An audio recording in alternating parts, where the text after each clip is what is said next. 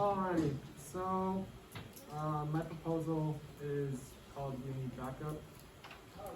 So the problem is that is mental health. I'm totally the first person ever to mention this today, and basically, my thing is to help students with their mental health by adding more mental health professionals available to students. This is a statistic from the Department of Health, and it said in 2018 the age-adjusted suicide rate for the U.S. was 14.78 per 100,000 population, while in Utah it was 22.13. It's the sixth highest in the United States. So you can pretty much see that Utah has a high suicide problem, but we don't know that. Okay, so my proposal, add more mental health professionals and make them readily available to the student body, and hopefully students can use them to help get the help they need in proactive ways, rather than just assemblies once or twice a year, or Hope Squad commercial that we'll see on daily news. So question, how many of you guys have encountered instances of mental illness or mental health in any way? So, that is everyone. So these are some things that I got from my survey that I put out there. All of them say that they encounter it constantly to every day, bro. And I asked what percentage of those encounters are related to school.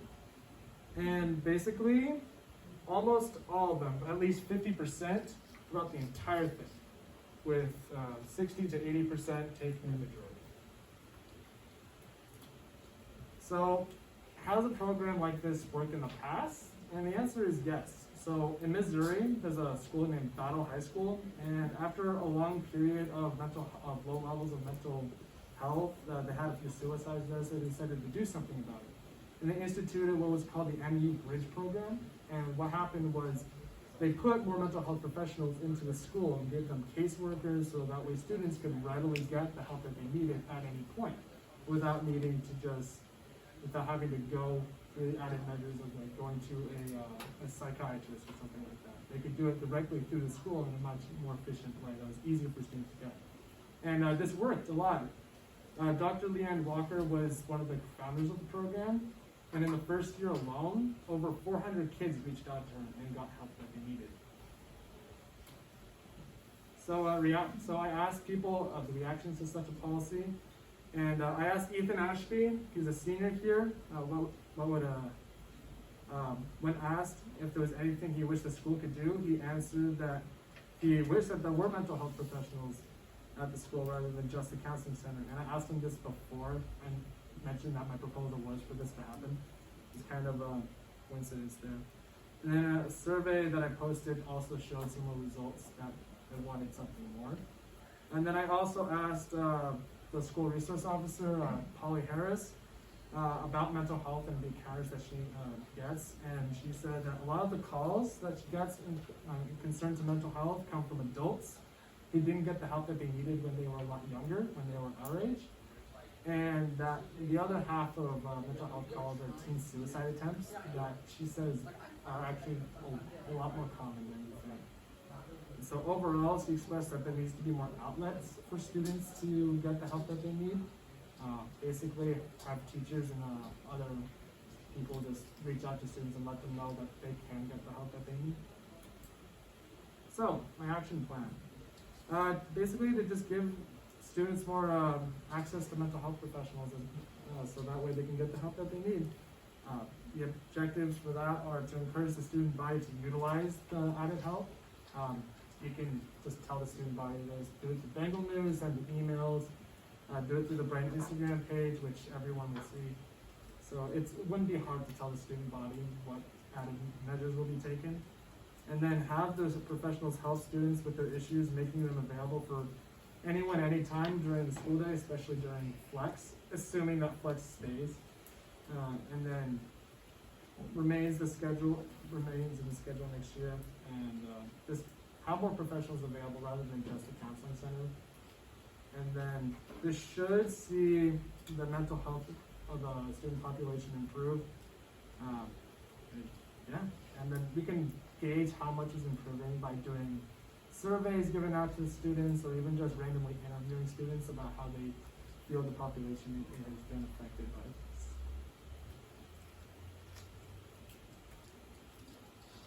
I'm pretty sure that is actually it. Alright, so now I was going to do a quiz, but it's being done, so I'm just going to ask you guys questions. What was the title of the presentation? We need backup. Nice. That. Also, we got gummies. Alright. How do you spell my last name? ANUNDSEN. Wow, that's the first time that's ever happened. Actually, I spelled it Yeah. right. How do you say it? Anderson. Alright. What's the name of the high school in Missouri that had a program similar like this? Slogan.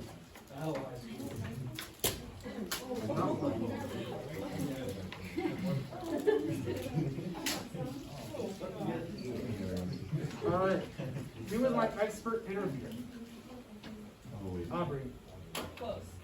Ethan Ashby. Wrong. What's the name is not Aubrey, so I think you Yeah. Sorry. know. That is true. Audrey. There you go.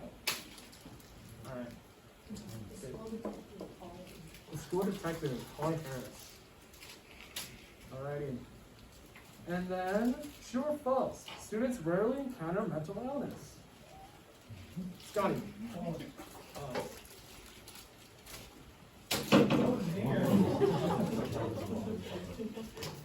Alright. And, yeah, that's it. Alright, thank you.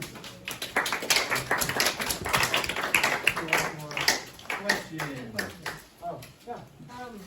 What do you think is one of the biggest contributors to student mental health, like for mental health? The amount of schoolwork and the amount of teachers that like just have disregard for how much we do during the day.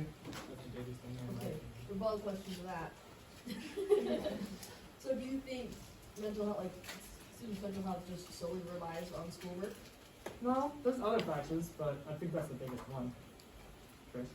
So with the school faculty already not being paid enough, adding more people onto the faculty or giving more resources for access to maybe like private businesses and stuff that, like therapists and stuff, there has to be payment to those people. So where are you gonna get this money from if the So- students are not paying for that service?